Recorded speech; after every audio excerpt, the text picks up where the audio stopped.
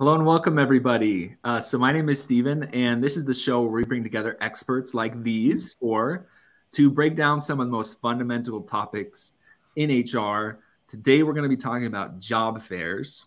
And I'm going to go ahead and introduce our panelists right now before we jump into it. We have with us today Heather Anderson, who is an HR manager at SP Plus. We have Sean Nickens with us as well, who's a payroll specialist and banker at JP Morgan. We have Michelle Prohov, who is an HR manager at Toptica Photonics. And last but not least, we have Greg Offner, who is the founder at Global Performance Institute. So great group together today. We're excited to pick their brains and learn a little bit about job fairs. Let's just jump right into some definitions here. And Michelle, maybe you can kick us off on this one. What is a job fair? And I'm thinking specifically, how is it different than a career fair or some of these other maybe fairs that people will be interacting with? Or are they different at all? I think it's dependent on the location and what they're, so career fairs, a lot of universities will say career fairs, but they're really job fairs. But job fairs definitely could be more, they're ready to hire you. So if you're going to a job fair, there's employers that are saying, I have a job for you and we want to hire you. Career fairs could be more of an exploratory, kind of like looking and you're exploring to see kind of what your career could be. So a lot of universities and colleges will have career fairs as opposed to job fairs. So job fairs are usually more of industrial. I know Department of Labor here up in New York, we do job fairs where it's employers that need to hire people, and it's usually they need to hire them right away. But those employers also do go to the career fairs, you know, because we're willing to wait for the right talent. So those are, I would say that's my definition, but I'll defer to my colleagues and see if anyone else has anything. No, I love it. And let's talk a little bit more about, you already started to point out some things around like, you know, when it might make sense, right? If you have a job that you're ready to hire for right now. Heather, and maybe Greg as well. I mean, could you share a little bit more? When does it make sense for a company to consider job fairs as a part of their talent acquisition strategy? When it is actually going to help you. And the question is how do you know that? So when I was, in HR department of one, I was by myself. I was always glued to my desk. And I started looking out and seeing that there were all these job fairs going out and about. And you know what? I am so grateful that I went and did it. First, because it helped me mentally, because recruiter burnout is rampant. It is so rampant. And being glued to your desk and staring at your screen every day, you're going to get burnt out. And it really did make a world of a difference to be out talking to people. But I used it for multiple different purposes. One, obviously, I was using it because I needed to hire for my positions. So I looked at, did the job fair I was going to, was it targeting the audience that I actually needed to talk to? I didn't want to just go just to go, right? That is a waste of your time. But is it targeting people that you can actually work with? The second thing was what kind of networking opportunities are going to be there? Especially if you're working for like your Department of Workforce Services or other state, like here in Utah, the LDS Church is huge with helping people find jobs. So at a lot of these job fairs, they have people that are literally going to these job fairs just to find connections to help people get jobs. They have different people from the state that will come out and talk to you. So I looked at, one, are they going to be there? Am I going to be able to connect with them and talk to them about potentially future partnerships to have them help me gain employees? But also, two, am I actually going to be able to talk to people that I can actually hire? Yeah. Smart. Greg, what would you add to that? When does it make sense? And maybe when does it not make sense for someone to make job fairs part of their strategy? Yeah, it's. I don't know that there's a whole lot to add. I mean, Heather knocked it out of the park, I think, with that answer. That when it makes sense for you, that if there's anything I'd add, it might be that you could also consider as an organization when it makes sense for you to host the fair, not just to find them to go to, but to bring candidates right to your door. The number one complaint of candidates out there is long and arduous interview processes. So if you have a need for multiple hires, if you have the desire to sort of open the doors, let people really come in and see what the organization is about, which I know has changed a bit in this digital age, but if you have the ability to do that, you can capture some really great candidates really quickly. Yeah. And I think, yeah, that's also something to add to what Gregory is saying is people learn where you are. So it is something that, they can say, oh, this is on a bus line, or, oh, this is right off the highway. So that way because sometimes job seekers, it's hard for them to find your location. So if you do have one of those locations that maybe people are going to not know where it is or think it's too far, that's a great opportunity to host a job fair. But again, make sure that you have the okay from everyone. So don't do it alone, and make sure that everyone is aware that visitors are coming. So it is something that, again, you have to get everybody on board for that, but it is definitely worth it if you can do it. Yeah. Well, let's keep it going here and talk more about hosting job fairs, right? Because you guys have brought this up now, and maybe Sean, let's bring you in on this one. I mean, what would your recommendations be? When would it make sense to host your very own job fair? You're not going to go out to somebody else's. You want to do it yourself. Well, I think it's especially important when you have critical positions to fill. You want to be able to do your own research. You want to be able to do the face-to-face recruitment. You want to be able to learn as much as you can about a person to see if they'll, fit into your culture and fit the position, and, if they have the adequate education and the adequate job background. All of that sort of thing is important, because more than likely when you're hosting a job fair, you need certain positions to be filled rather quickly in order for you to be competitive. So it only makes sense to be able to do your research on potential hires. Yeah. And not wait around, I guess, for someone else to throw the fair that you can attend. It's just get it started. Any more thoughts on that? I mean, Heather, I've seen pictures of you with booths set up in the airport where you work. Like you've just jumped in and made your own fairs, it seemed like, at some points. What's kind of your thinking behind that? I love job fairs. I love it so much. I don't see a reason to not do them, to be honest with you. Utah, we've got one of the lowest unemployment rates in the nation, and the airport, because I'm one of the many companies that are stationed out at the airport, and one of the hardest things for us, nobody knows we're here. They don't even know we exist. Most people are like, what's SP Plus? I've never even heard of it. I didn't hear about it till I applied. So nobody knows who we are. So if you are a company that is smaller, maybe not so well known, you don't have a great marketing department, or, you're in that little niche area like us where, we're at the airport, but how many, there's like 30 different companies that are out here at the airport. Nobody even thinks of them. You think of an airport, you think of Delta, and stuff like that. Plug, go check out employer branding. But it's really hard. So these job fairs are wonderful because people get to know that you exist. You get to talk to people and explain who you are, and the swag. Oh my gosh, you guys, my love language is swag. I love the swag. You're able to get it out into people's hands, and that is huge because people see it and they're like, what in the world is that? And then they go look you up, and it just helps promote this awesomeness of people figuring out who you are. So, there's so much more to even just, going to a job fair to just strictly look for candidates. Yeah. It is the community aspect of it. It is getting your employer brand out there. It is meeting people, and really building that feel of community, and utilizing your community to help you recruit is paramount. It's absolutely paramount. You just have to do it.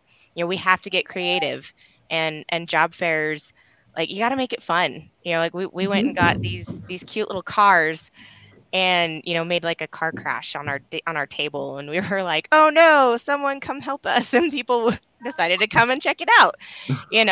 You just never know, and there's so much fun. You get to meet other companies, and it helps to see where the competition is. You're all competing for the same people.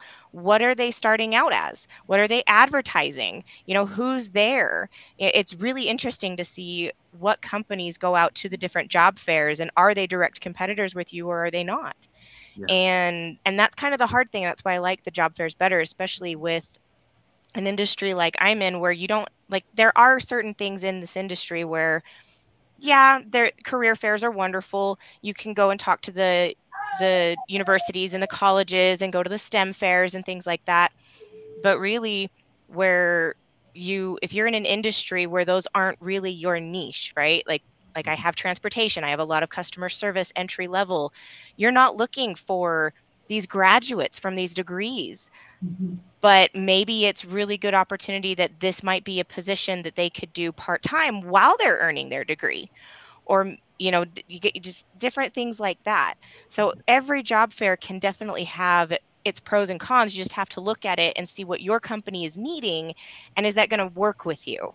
Yeah. And then when you go, have fun. You know, it's a day away from the office. Like, get all decked up, put your fun stuff up, talk to everybody, and just be social. I mean, you're getting paid to talk to people away from your office. It's awesome.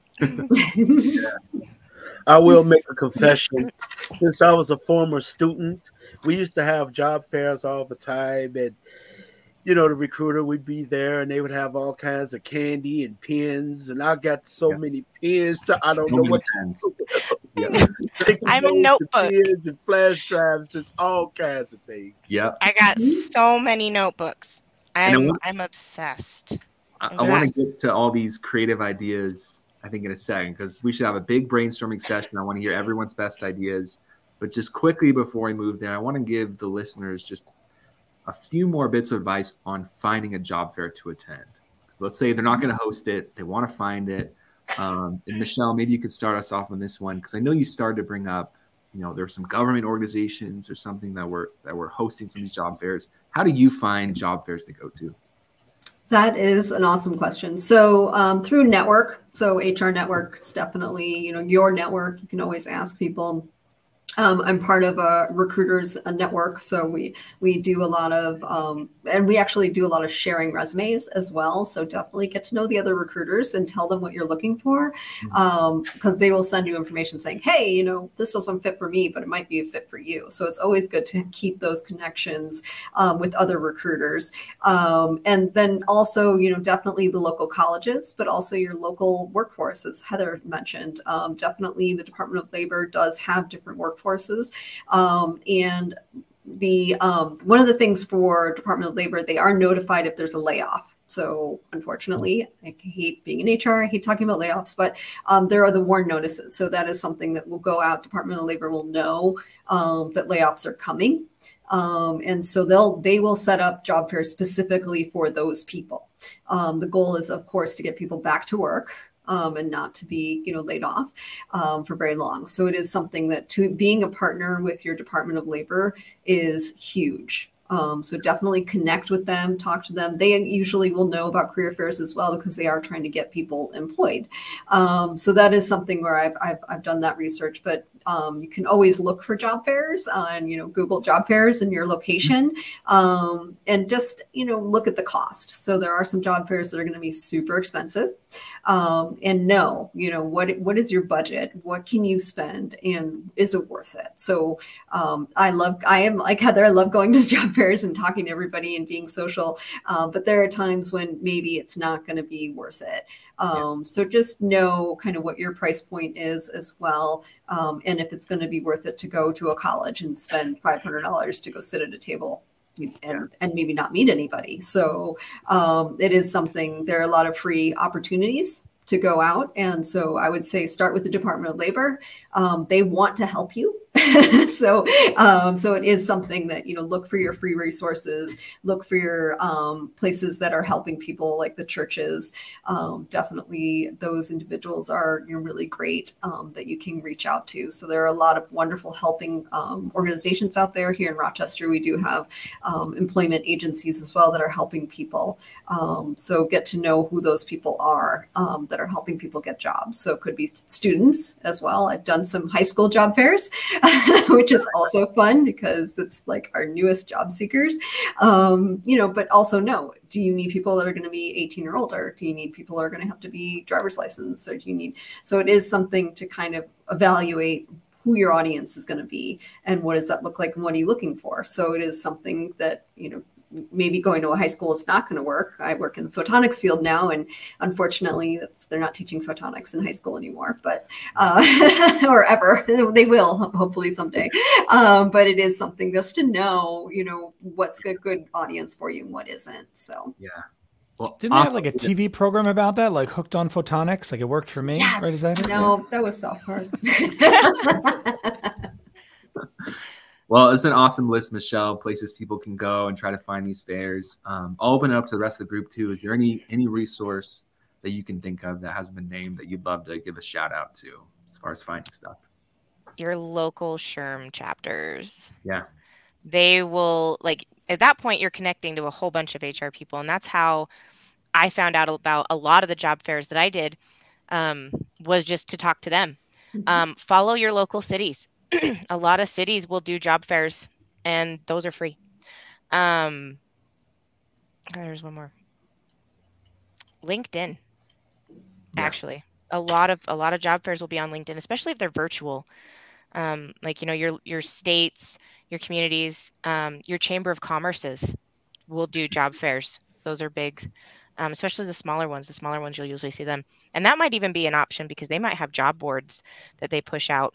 But I would also just check in with not just the Department of Workforce Services, but talk to your state, like the actual state. Like we have a program here in Utah called Cheers to Work, and their whole goal is to help anyone who is covered under the ADA find employment. And so they will send out notices to everybody in the surrounding counties here about open jobs if you send them that. They do job fairs, both in person and virtual, to help those. And, maybe you've got a job where there's so much that's covered under the ADA, you just never know. Yeah. So you might be, excluding some potential solid candidates by not going. So, it's worth it at least to go check it out at least once. And then you can say either it worked for me or it didn't. And most of the time, they're going to want you to fill out a survey or something to find out how your experience was anyways. So I would say that also your local military bases, because people will be, ETSing out, or they may have spouse on base as well. So it is something that that's another opportunity, in a population that we don't always think about. But it is, definitely something that we could look to help support our veterans as they come out of service. So absolutely. And that's a big push in the nation right now. SHRM has been offering a certification to help get veterans back to work, and it's a free certification for members that they should look at to help with those recruiting options. So definitely look into those things. Well, awesome. I feel like, great list there. However you find your job fair, let's just kind of get into hypothetical mode and say you got it. You've nailed it. You've registered. You're going to show up. You got the booth or whatever. And so the rest of the conversation, I kind of want to spend on sort of a before, during, and after the job fair, and kind of get some tips and tricks for all three of those stages. And maybe, Greg, you can start us off on the before. So let's say you're all signed up. It's a week out or whatever. How would you recommend these HR pros prepare for these fairs? Yeah, I think, you got to be up 5 a.m, 6 raw eggs, at least like 100 sit-ups, Rocky style. And you're training, baby. You're training for this.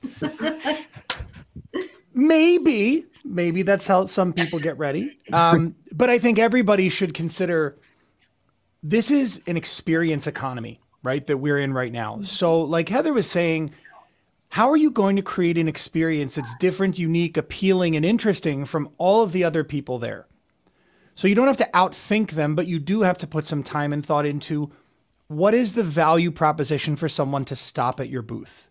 Yeah. What are the 3 things that you need every person who comes there to know about your organization so that you're prepared when you're hopefully not sitting behind, but standing in front of that table so you can meet everybody and shake their hand, so you can engage the people there and really get them excited about the experience that they might be able to have working with your organization. Awesome. So you're putting a lot of thought and the value proposition. I love that you bring that in. And doing the push-ups is obviously important. What else? Anything else the group want to add on what you like to do to get ready for these? So if it's your first job fair, it's intimidating, especially when you have nothing to take with you. You know, you don't have the big fashy banners. You don't have the swag. You don't have the fun decoratives. Still go. It's okay. I went to Walmart. I bought a bed sheet that matched my company's colors.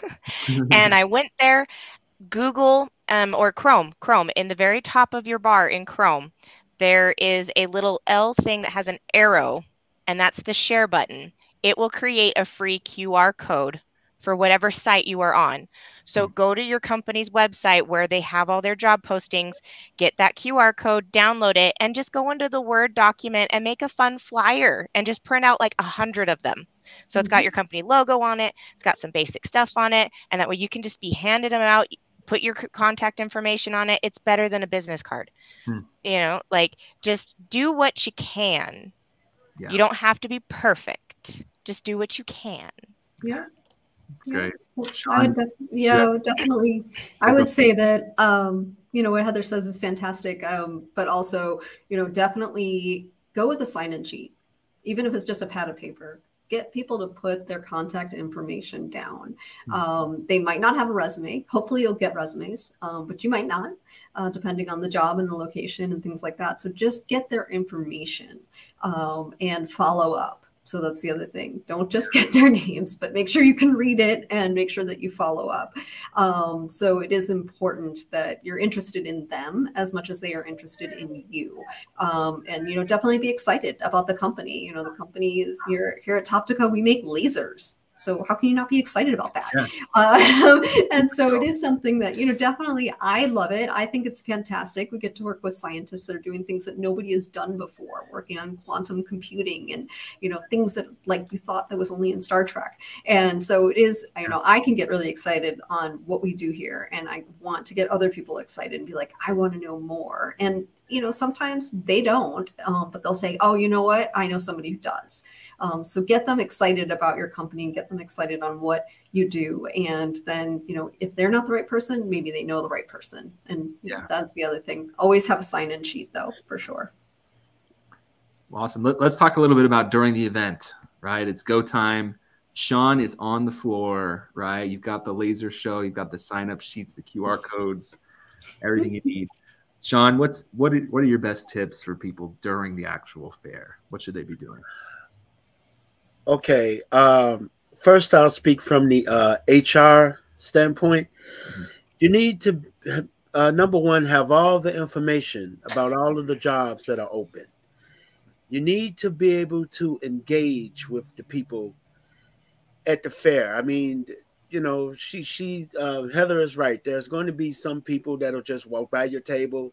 They'll just say hi. That's just another way of saying that they're not interested in what, you know, your company is doing or whatever you want to call it.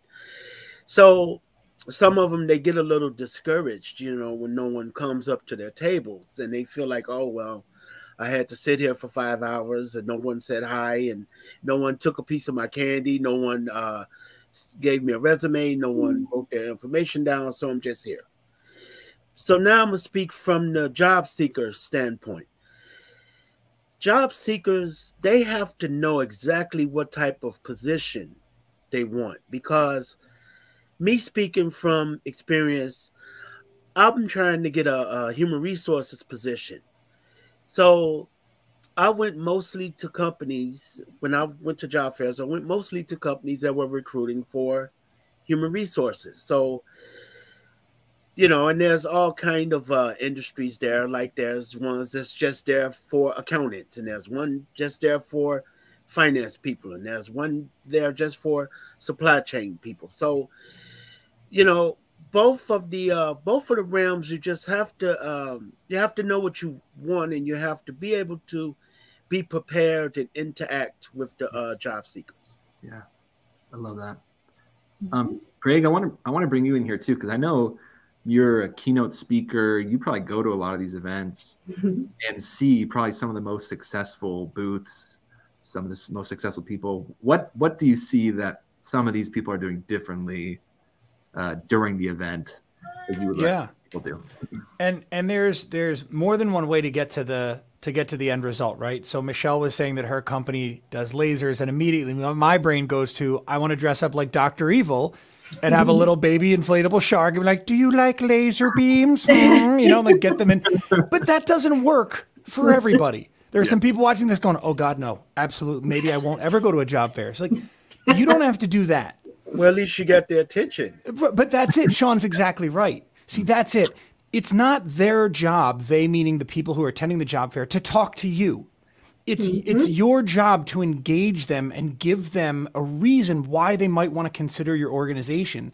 And the thing I see people do that really get this right is they don't say what they do. They say what happens because of what they do. So Michelle's talking about lasers. Heather's talking about SP Plus, which I know is sort of like parking garages and stadium management, large facility management, right? So like the work they do enables the Super Bowl to take place. Right. All right, you got my attention. Tell me more. Like, how can you lead with what, you know, we make machines. Okay, well, what comes out of the machines? Oh, aircrafts. We keep airlines flying in the sky. We get people to New York faster than they've ever been in the world. Like, I don't know what the answer is, but you've got to figure that special sauce out. And the people that do really well at these events, whether they're vendors at a conference they speak at, whether they're a career fair, they've figured out that thing that you can't figure out just by looking at their website or reading the promotional materials. And that's what creates the conversation. Yeah, I love that. I think that's perfect. Creating the conversation is huge. Like Greg said, it's like you want to have a conversation with them and you want to get them excited and say, I can do that. Or like, I know what I have is going to be good for you guys. And so you can have that kind of excitement and they can leave kind of supercharged about like, I'm going to go fill out that, that job application, or I'm going to send them my resume. So it is something I always like to give them a directive. So apply now. Here is the QR code. So, definitely give them action before they leave. Like, thank you so much for your time. I look forward to getting your resume. So it is something that, definitely when they leave, make sure that they have, like how they're saying, the QR code, make sure you have their name in the sign-in sheet so you can follow up, because especially now it is a job seekers market. So we need to really, look at that and look at how can we make ourselves stay in their mind. Yeah. We get action. Yeah, that's awesome.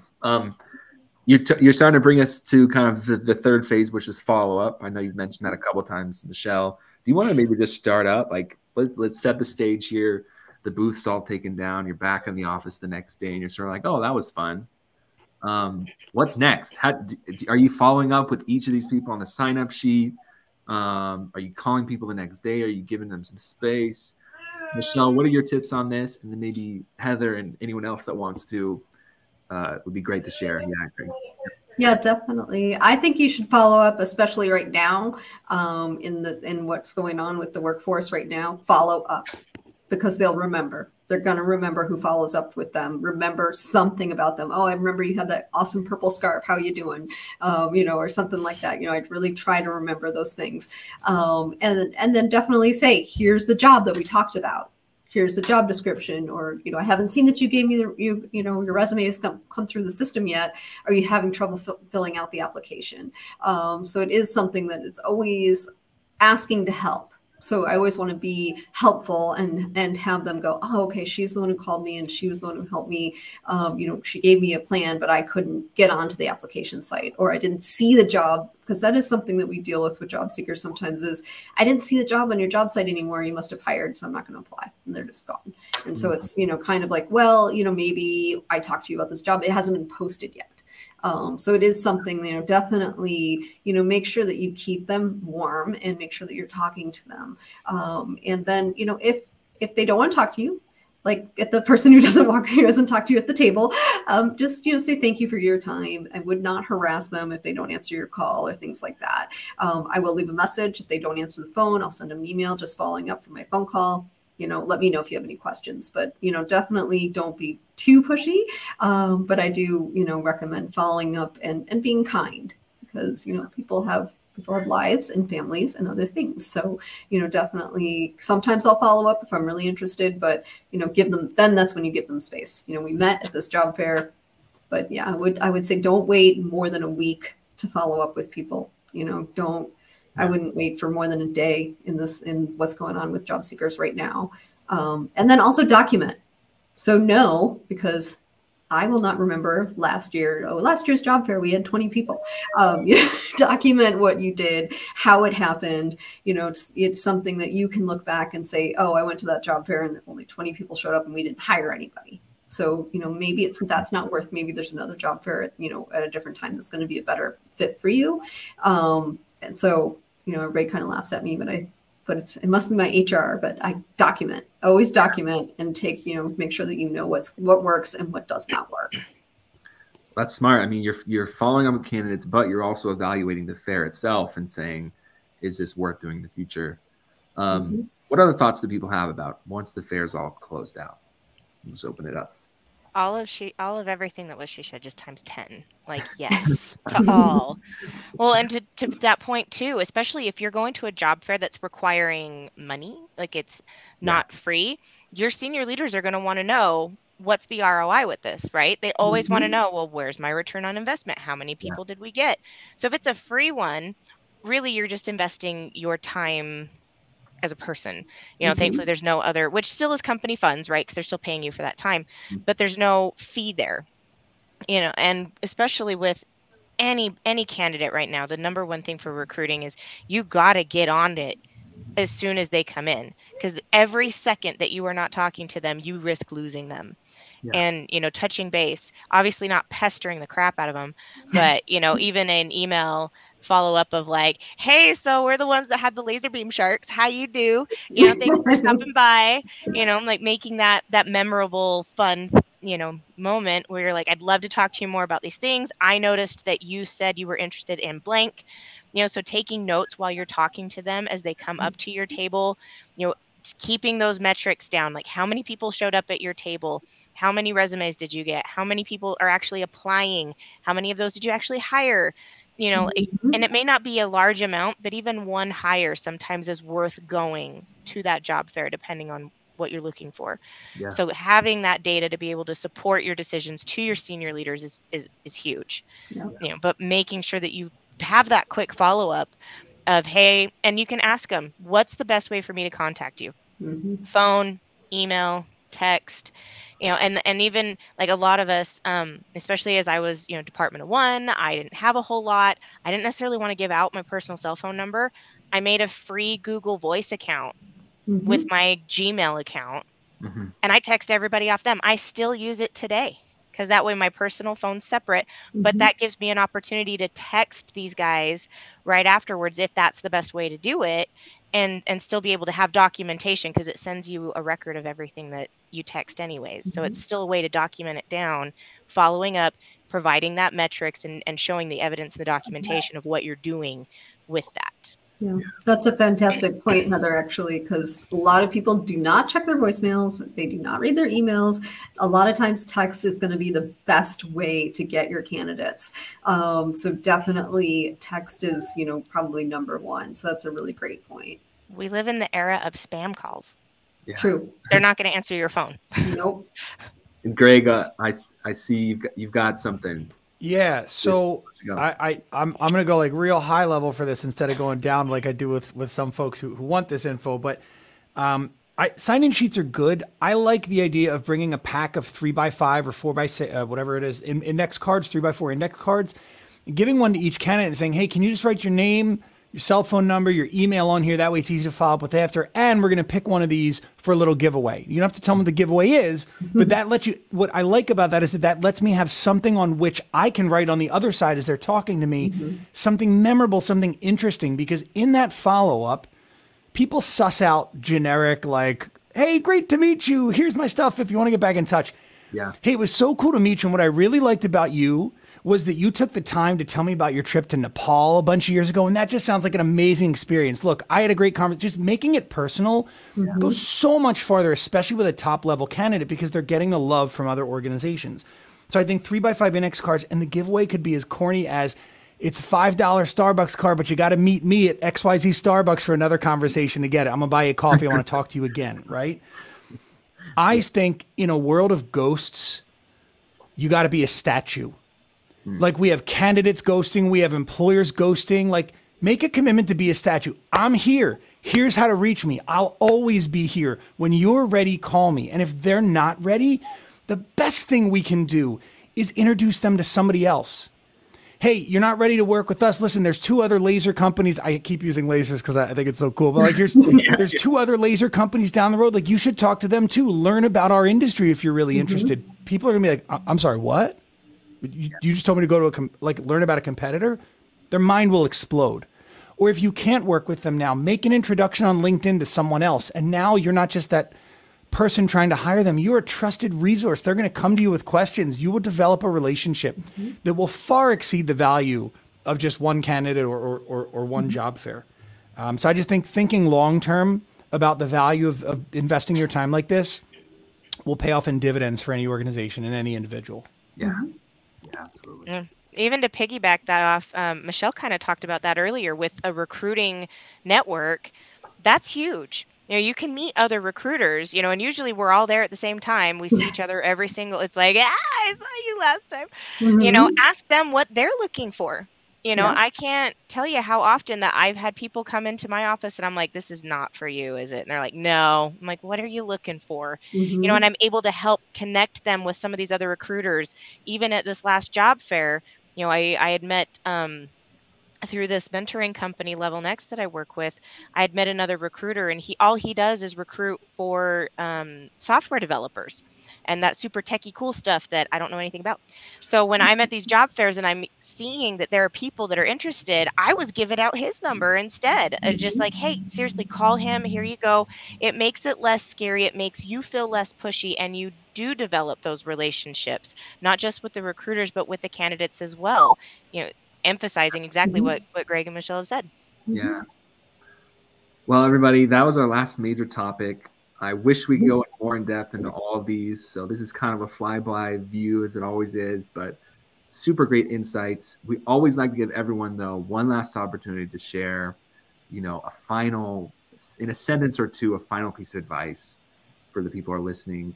So we're going to go ahead and do that now. And Sean, we'll give you the first opportunity to kind of give that final advice. Then we'll go to Michelle, Heather, and we'll end with you, Greg. So kick us off, Sean. What is your final piece of advice, final piece of wisdom for people who are thinking about doing a job fair for the first time? Okay, I would say from the recruiting standpoint is to just actively be on the same page with management, because all of this is about finding that next employee. And it's just so important that you're on the same page and that you're very knowledgeable about the type of person that you're trying to get, because you're going to meet a lot of people. You're going to meet people that's interested in what you're saying. You're going to meet people that's okay. That's not my major. That's not my focus. So I might be half interested. So the main thing is you are searching for something when you're going to a job fair from the human resources perspective. And that's how you have to look at it. From the job seeker's perspective, like I was saying, my personal experience is I was looking for a job in human resources. So I went into the job fair thinking, okay, I only want to talk to people that's actively recruiting for human resources. I don't even want to talk to nobody else. I don't want to talk to all of the accounting firms that's there and all of the insurance firms that's there. So I only went to see 2 or 3 people at the job fair. So when I got a chance to talk to those 2 or 3 people, I just told them, hey, this is what I'm looking for. What jobs do you have open? What are your qualifications? I went into a little bit of detail with mine. I just told them, I said, well, I'm a student. So, you know, when you tell them that you're a student, they'll say, oh, that's nice, you're a student, you know. So when you graduate, call us back. So some of them are just that honest. Yeah. So the main thing is being able to know what you want on both realms. Yeah, absolutely. Michelle, what's your final piece of advice? Oh my goodness. My final piece of advice, and everyone has advice, so take it or leave it, right? But it is something I always tell people is be positive and be curious. So, never say no. It could be that person could be looking for something that I don't have, but I could be curious and hear more and learn more and make those connections for them. So, I love, this is something I love about the HR Mavericks, is that we are a community. And so we are, you want to stay positive, you want to be curious, and we're here as human resources to be out there to help people. We want to stay human and stay service oriented. So would be my advice. Yeah. Heather? My advice would be just go. Just go, have a good time, enjoy, keep good notes, and stay the whole time. You're going to see lots of companies that get up and leave, and they miss out because there are people that will come in the last little bit. So plan on staying the whole time. Bring something if you need to, but don't be afraid to stand up and say hi and reach a hand out and be like, hi, we're in person. How are you? So just go with a smile. Like Michelle said, be positive and just have fun. Love it. But you'd be surprised if you ever went to a job fair, especially as a job seeker. You see some recruiters, they're just there and they just feel like, hey, no one is going to talk to me. No one is going to come to my table. So I'm just here. So I'm just standing here. So, so sometimes I get a little tired of standing here. So I will say something to someone passing by and that sort of thing. So it's just that it's difficult when you're asking a recruiter, listen, I need this person. Go out and find this person. And you have to look through all of these people and say, well, if no one is talking to me, how can I find one good person out of all of these people for me to go back to management and say, okay, out of the 5 people I talked to, this one is the only good one that I talked to. This was the only one that was engaged. Yeah. Yeah, it can be hard. You got to stay positive. Yeah, I got to stay positive. And I always tell my hiring managers, and this is my wild card. No, this See, I'll always give that kind of disclaimer, like, this is my wild card. They were, I'm not sure they're a fit, but can you take a look? So it is something, definitely give yourself that permission, and know that not everybody is going to be a winner at one particular thing. I think everyone is a winner at something. And so it might not be with our jobs, but it might be somewhere. So, definitely stay human and stay positive. Yeah. Well, Greg, last word to you. What's your final piece of advice? Geez, no pressure, eh? I think that job fairs provide a really fantastic opportunity to bring someone who's not in the recruitment chain. So bring a talented individual, someone that has high potential maybe for leadership role, and let them be your buddy. This is always an experience that's easier with a buddy, someone to work with. But that also sort of shocks potential candidates when they walk up and they're like, look, I'm not even in HR. I actually I work here, but I love it, and here's why. And they'll give you a totally different read on candidates as you're there. Yeah. You know what, Greg? That actually happened to me. I was interviewing for a HR position, and there were 2 recruiters there. So I've been walking around here racking my brain about me getting this APHR certification. So when I talk to human resources folks, some of them say, well, I never heard of an APHR certification. What is that? Then you'll hear some of them say, well, I've been in human resources for 20 years and I haven't got a certification. So it makes me think like, well, I know what type of position that I want, but the thing is, it's like, they're honest and say, well, yeah, I mean, I don't even have a certification and I've been in HR for 20 years. So they're looking at you like, well, why are you putting so much emphasis on a certification and you're trying to get an HR position? So I kind of know what you mean by that, Gregory. Yeah, when you have 2 people and they sharing a space and they're both recruiting for the same position, you always have that person that's very knowledgeable, and then you'll have that person that's just to support the other person. Yeah. Right. I think it's the opportunity, especially if it's someone in leadership, to bring in someone who's excited. So, we're working on this new project and, I want to share it with the world, and so whenever you can find somebody that's super excited about what the company does, HR, not HR, it is something that you want to get someone that's can be excited, because that's excitement is definitely contagious. Yeah, absolutely. Well, that's all the time that we have for now. We always like to share this slide at the end. If you want to learn a little bit more about job fairs, this is the article that we have in our HR encyclopedia about it. We also have one about virtual job fairs, and I think there's about 180 additional ones on recruiting in general. So if you want to learn a bit more, check that out. And also go on LinkedIn, connect with these four. It's always awesome to talk with them and meet them. And they're really inspiring, good people. So maybe they'll help you run a job fair one day. So reach out. I have run a job fair before. So if anyone wants to talk about it, I've done it. Yeah, I'll help you out. That's a whole nother podcast. Yep. So thank you for so much. We hope everyone has an amazing rest of their day, and we'll see each other again sometime soon. Thank you for everything. Thank you for everything, Stephen. Yeah. Thank you, everybody.